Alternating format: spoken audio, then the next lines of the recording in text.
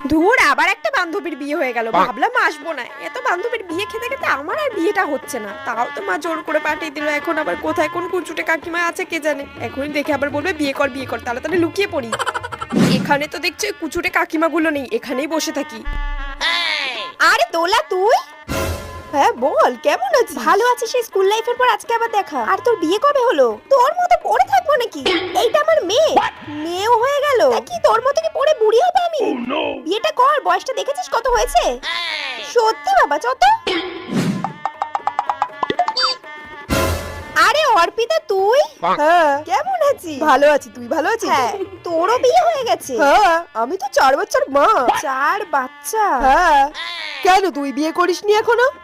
তুই কবে বিয়ে করবি? তুই তো বুড়ি হয়ে গেলি পুরোপুরি।